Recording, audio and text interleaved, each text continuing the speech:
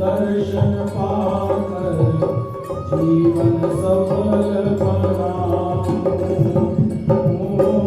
मंगला के नित दर्शन पाकर जीवन सफल बना। लाडले सेवा में दिए, लाडले सेवा में दिए। अपनों चाकर कर लीजिए, अपनों चाकर कर लीजिए। जग जंजाल छुड़ाए वास वृंदावन को दीजिए। श्याम मोहे अपनी, श्याम मोहे अपनी कर लीजिए। मेरे गिरियों ना अपराध सांवरे गिरधारी। मेरे गिरियों ना अपराध सांवरे गिरधारी। गिरियों ना अपराध सांवरे गिरधारी। सांवरे गिरधारी, सांवरे गिरधारी। गिरियों ना अपराध सांवरे गिरधारी। मेरे गिरियों ना अपराध सांवरे गिरधारी। माना के मैं पतित बहुत हूँ, माना के मैं पतित बहुत हूँ। माना के मैं पतित बहुत हूँ, माना के मैं पतित बहुत हूँ। माना के मैं पतित बहुत हूँ, माना के मैं पतित बहुत हूँ। है पतित पावन तेरो नाम सांवरे गिरधारी। है पतित पावन तेरो नाम सांवरे गिरधारी। मेरे गिरियों ना अपराध सांवरे गिरधारी। मेरे गिरियों ना अपराध सांवरे गिरधारी। सांवरे गिरधारी, सांवरे गिरधारी। सांवरे गिरधारी, सांवरे गिरधारी। मेरे गिरियों ना अपराध सांवरे गिरधारी। मेरे गिरियों ना अपराध सांवरे गिरधारी। जो तुम मेरे अवगुण देखो, जो तुम मेरे अवगुण देखो। जो तुम मेरे अवगुण देखो, जो तुम मेरे अवगुण देखो। तो नहीं कोई, तो नहीं कोई उपकारी सार सांवरे गिरधारी। तो नहीं कोई उपकारी सार सांवरे गिरधारी। गिरियों ना अपराध सांवरे गिरधारी। मेरे गिरियों ना अपराध सांवरे गिरधारी। अष्टभक्त में जहु ज्ञानी में, अष्टभक्त में जहु ज्ञानी में। अष्टभक्त में जहु ज्ञानी में, अष्टभक्त में जहु ज्ञानी में। अष्टभक्त में जहु ज्ञानी में,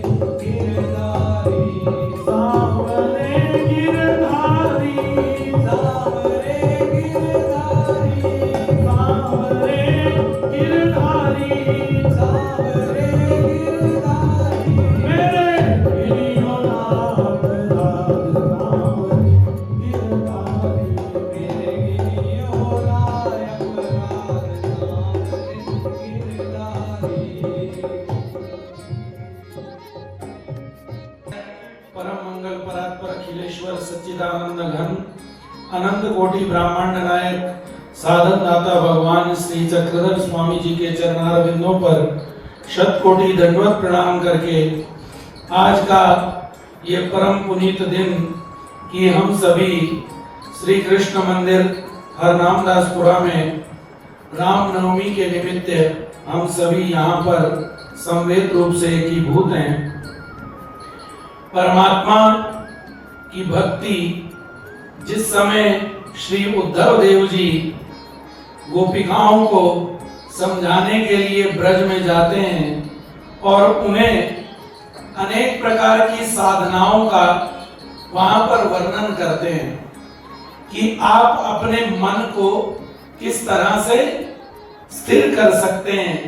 ऐसे अनेक साधन वहां पर उद्धव जो है वो गोपिकाओं को देते हैं, लेकिन गोपिकाएं उद्धव को मात्र केवल एक ही वस्तु बतलाती हैं।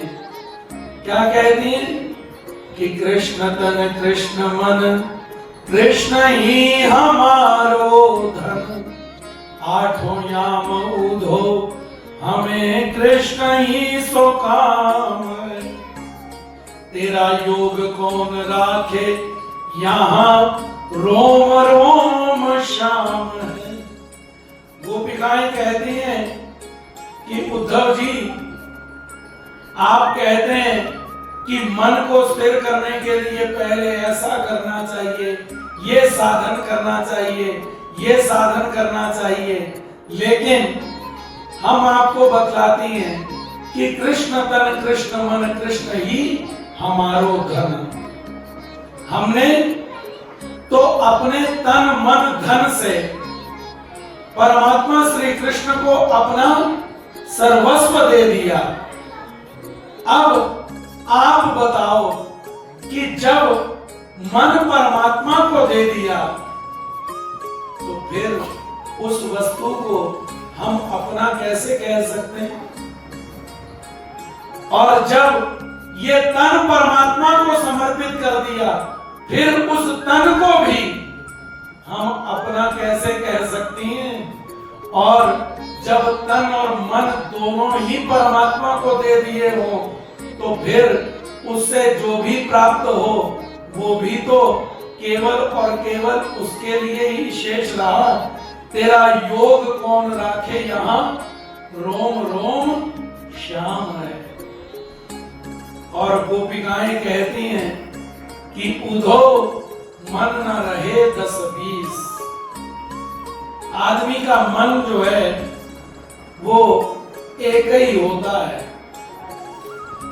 और एक रहा सो गया कृष्ण संग, अब कौन आराधे ईश। अब हमारा कर्म जो है, हमारा धर्म जो है, हमारी कोई भी चेष्टाएं जो हैं वो सभी केवल और केवल श्री कृष्ण के लिए ही है।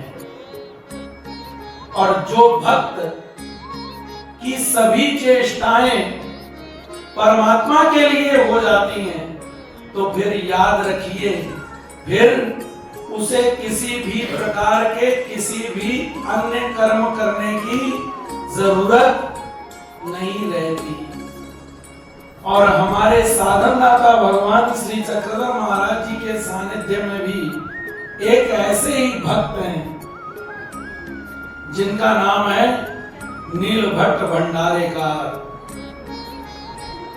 भगवान श्री चक्रधर महाराज जिस समय नीलभट्ट भंडारेकार के घर के बाहर पहुंचे तो उस समय नीलभट्ट भंडारेकार व्यस्त हैं, पोथी के पन्ने इधर उधर कर रहे हैं।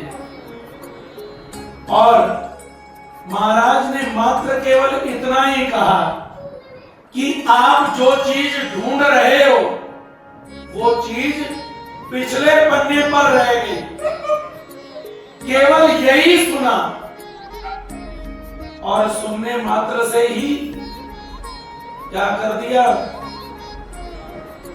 अपना सर्वस्व परमात्मा को समर्पित कर दिया। जैसे ही भगवान भिक्षा लेकर के आगे बढ़े, नीलभट्ट भंडारेकार भी भगवान के पीछे पीछे हो रही है। और आगे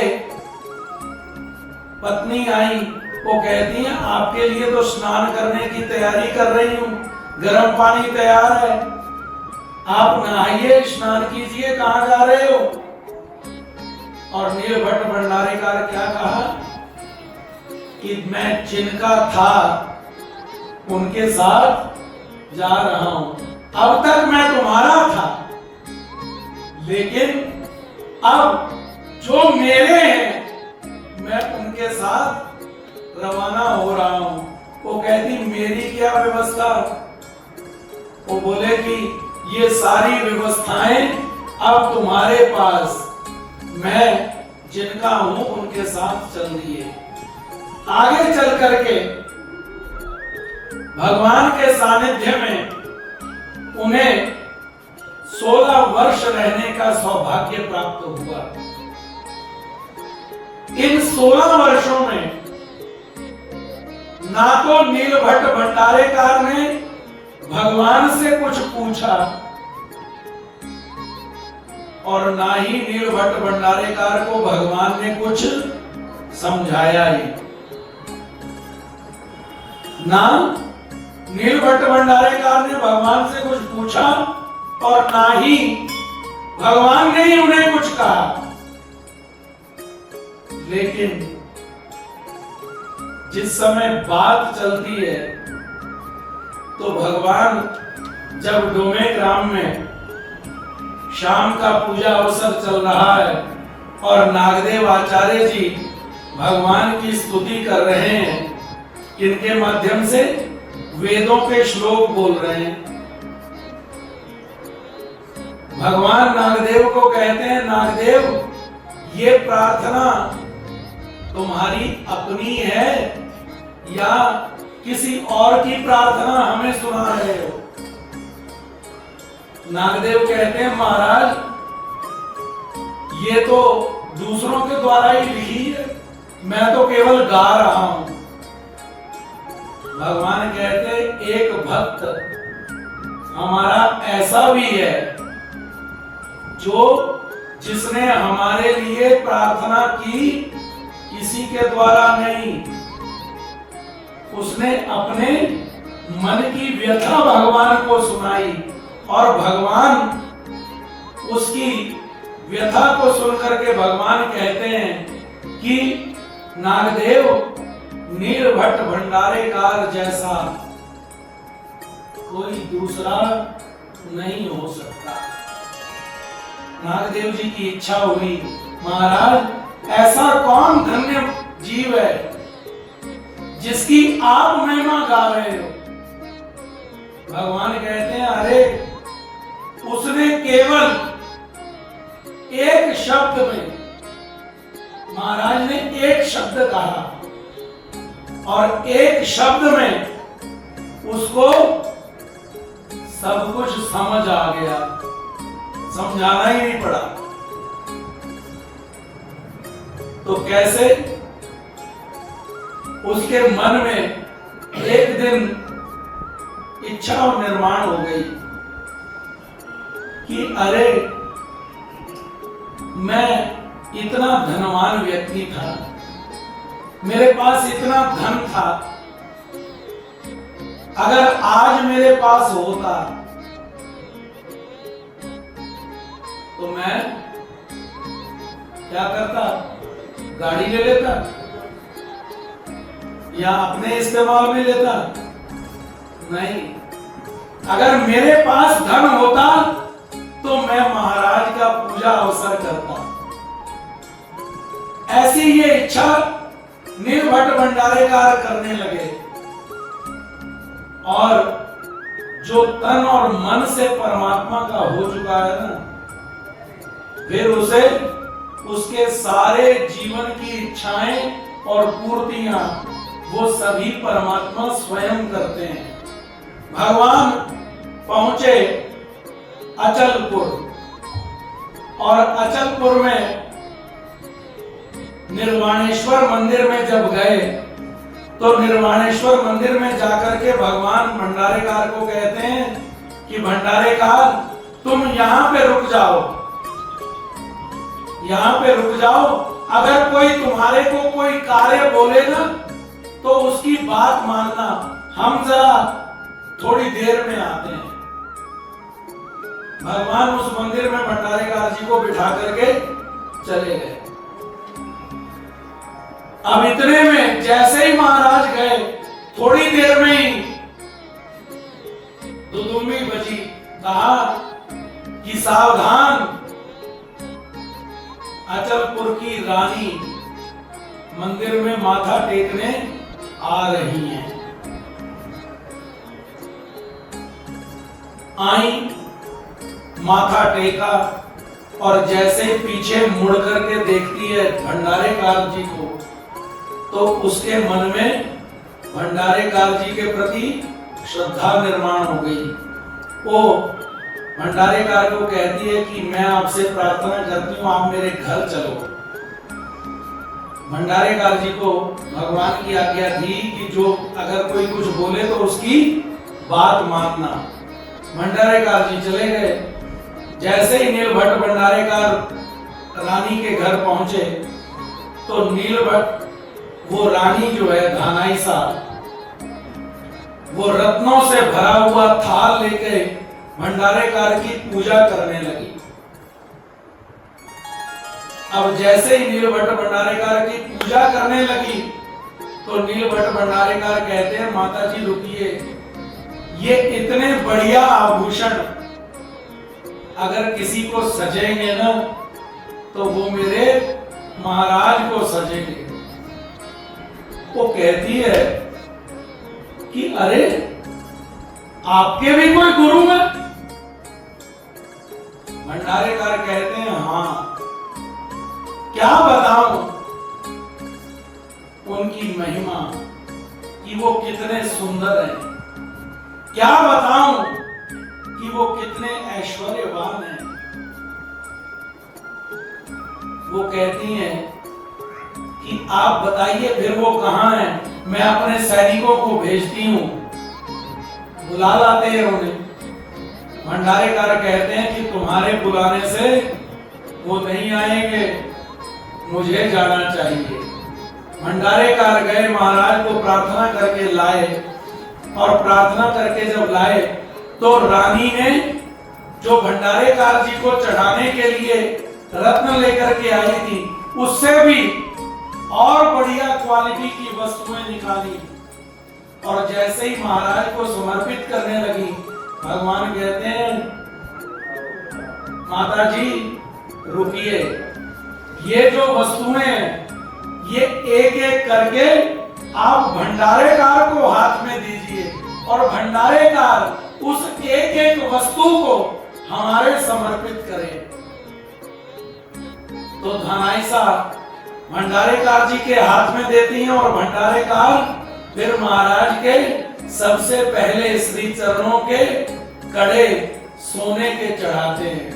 फिर उसके बाद भगवान के बाजूबंद भंडारेकार बांधते हैं। फिर उसके बाद ब्रेसलेट महाराज को चढ़ाते हैं, फिर मुद्रिका चढ़ाते हैं। जैसे जैसे चढ़ा रहे हैं भंडारेकार जी का मन हर्षित हो रहा है और महाराज की श्रीमूर्ति इस तरह से रत्नों के द्वारा धनाईसा ने भगवान का पूजन किया और सब कुछ बीत जाने के बाद जब पूजा अवसर समाप्त हुआ, थोड़ी देर में महाराज ने वो सभी आभूषण लिए और प्रसाद रूप में भगवान धनाईसा को वापस दे रहे हैं। धनाईसा कहती है नहीं महाराज, ये मैंने दान में आपको दिए हैं और दान दिया हुआ कभी भी वापस नहीं लिया जाता क्योंकि वो चंडिस द्रव्य हो जाता है। और महाराज ने नहीं लिया, सो अचलपुर की रानी ने फिर वो जो धन था वो अपने खजाने में तिजोरी में नहीं रखा, उस सारे धन का प्रयोग उसने निर्वाणेश्वर मंदिर के निर्माण कार्य में लगा दिया। भगवान जब वापस आ रहे हैं तो नीलभट्ट भंडारेकार की कंधे पर महाराज अपना श्रीकर धरते हैं और भंडारेकार को कहते हैं, भंडारेकार तुम्हारे मन की इच्छा हमने पूर्ण कर दी। तो ये है भक्त। आगे चल करके रात्रि के समय महाराज का आसन बिछा रहे हैं। बिछाते बिछाते क्या हुआ, बिच्छू डसा, और बिच्छू डसा उन्होंने परवाह नहीं की। जो सेवा चल रही है उस सेवा का कार्य पूर्ण करते रहे। महाराज जान गए कि ये दर्द में है, तकलीफ में है। भगवान भंडारेकार को कहते हैं, भंडारेकार क्या हुआ, तकलीफ में हो? और ये भक्त का कर्तव्य क्या है, ये भंडारेकार बता सकते हैं। भक्त का कर्तव्य यही है कि वो क्या कहता है कि महाराज नहीं, अगर जो भक्त है, हम अपने आप को भक्त कहते हैं, तो भक्त कब हो सकता है?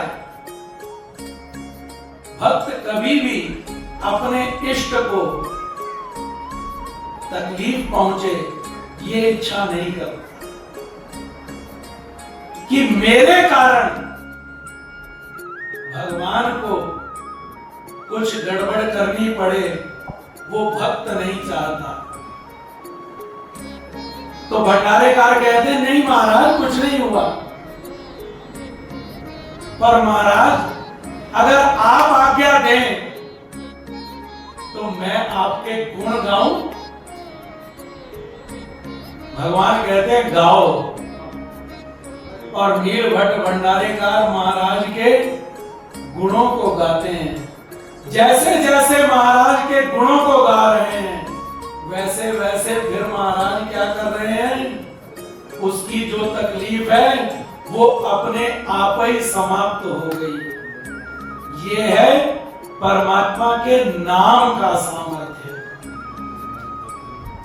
लेकिन कोई जपे तो, इसीलिए कहा कि गुण गावा प्रभु तेरे, तुझ में और न कोई निमानी।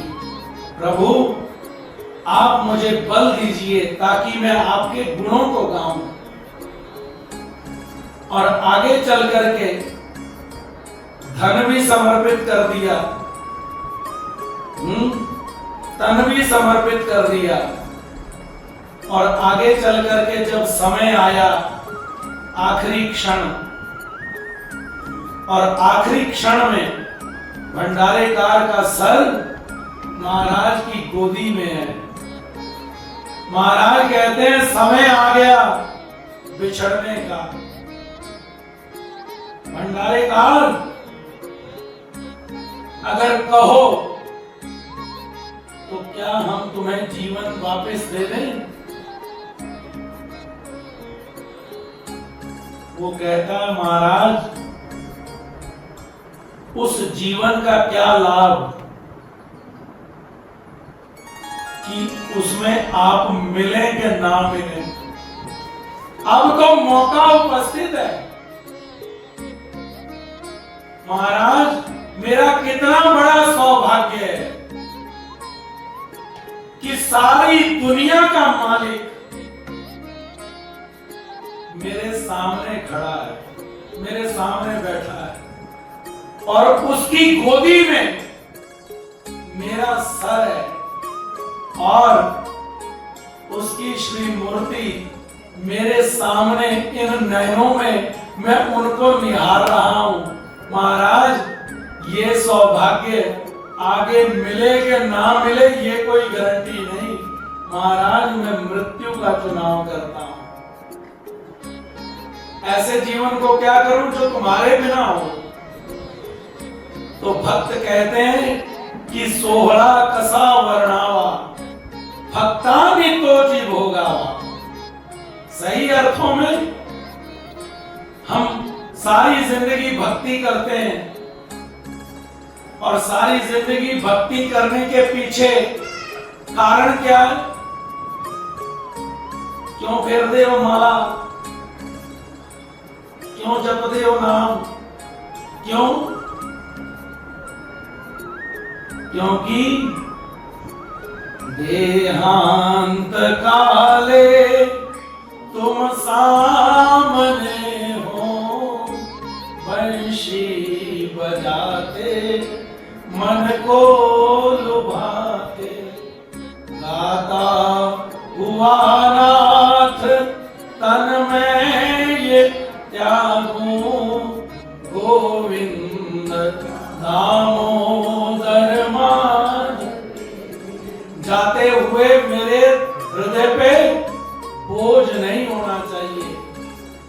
अंत काले च मामेव स्मरण मुक्त्वा कलेवरम।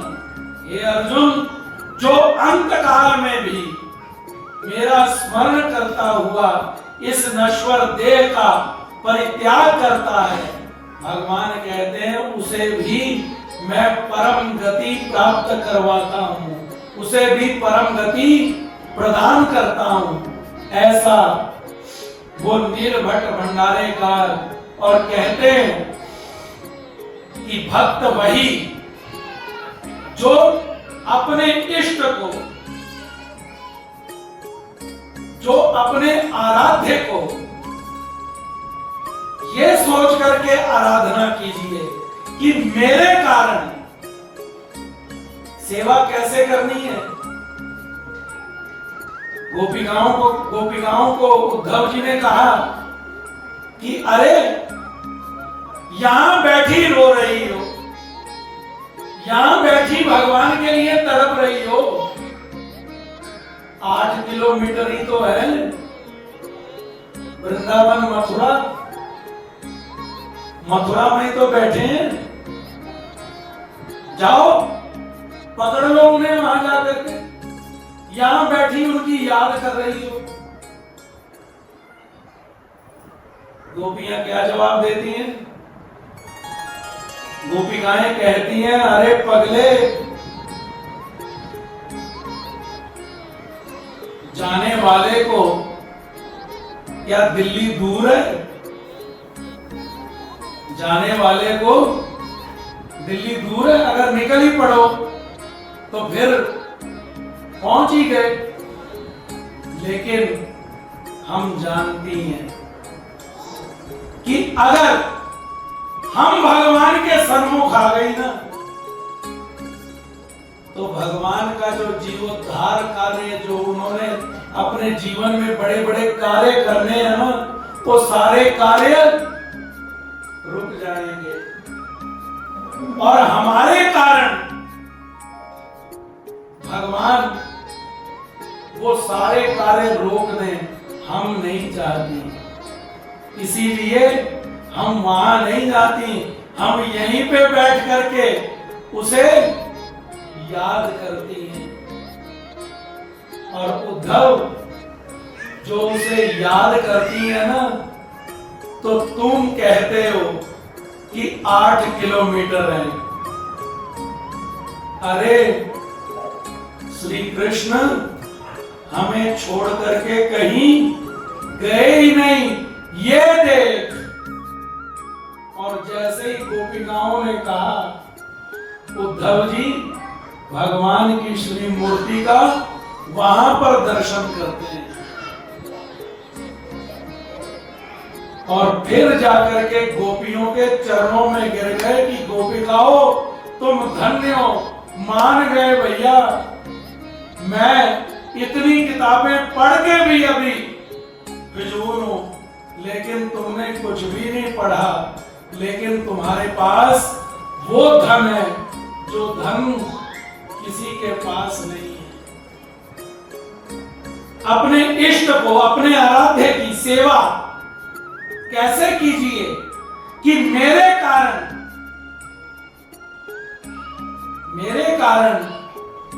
ईश्वर को संकोच नहीं होना चाहिए। अगर मेरी खातिर उसे बार बार कार्य करना पड़े तो वो पक्का सेवक नहीं है। कच्चा सेवक है। विदुर जिस समय दुर्योधन के बुलाने पे भगवान हस्तिनापुर आए ना, तो विदुर जी को पता चला कि श्री कृष्ण आ रहे हैं। विदुर के मन में आया कि मैं भी भगवान को बुलाने जाऊं, कि प्रभु जाते जाते मेरे घर में भी चरण डालते जाना। जैसे कोई महात्मा का नाम है तो हम बोलते हैं ना कि गुरुजी हमारे घर भी चरण डालते हुए जाना। विदुर जी आए महाराज को अपने घर न्योता देने के लिए, लेकिन जैसे ही उन्होंने देखा भगवान का ऐश्वर्य, भगवान का ऐश्वर्य कि सोने का तो रथ है, इतने कीमती कीमती वस्त्र पहन रखे हैं। अरे भगवान दे बॉडीगार्ड ही नहीं मान, बॉडीगार्ड ही नहीं मान, जेड सिक्योरिटी साथ में चल रही है, चक्रवर्ती सम्राट आ रहे हैं, सारा शहर दुर्योधन ने सजाया हुआ है, सारा शहर फूल बरसा रहा है, सभी कह रहे हैं श्री द्वारिकानाथ की जय, श्री द्वारिकानाथ की जय। विदुर जी क्या हो गए? विदुर जी ने जब वो ऐश्वर्य देखा ना, तो विदुर जी कहते हैं अरे इतना बड़ा ऐश्वर्य पागला, तू किथे अपने घर भगवान को बुला सकना?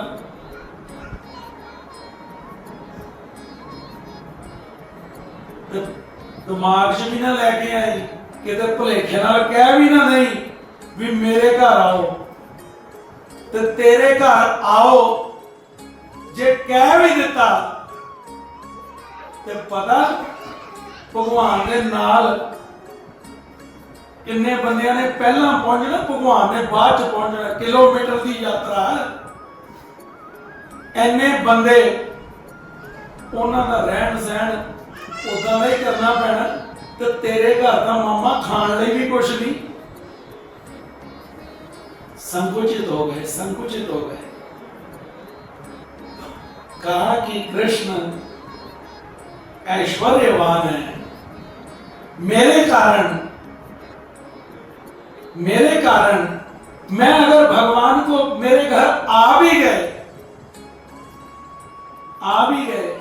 तो मैं ज्यादा से ज्यादा क्या दे सकता हूं, क्या खिलाऊंगा? मेरे पास तो कुछ भी नहीं। और विदुर जी दूर से ही वापस चले गए, लेकिन विदुर जी घर नहीं पहुंचे। विदुर जी अभी वापस तो शोभा यात्रा जी फंसे है, लेकिन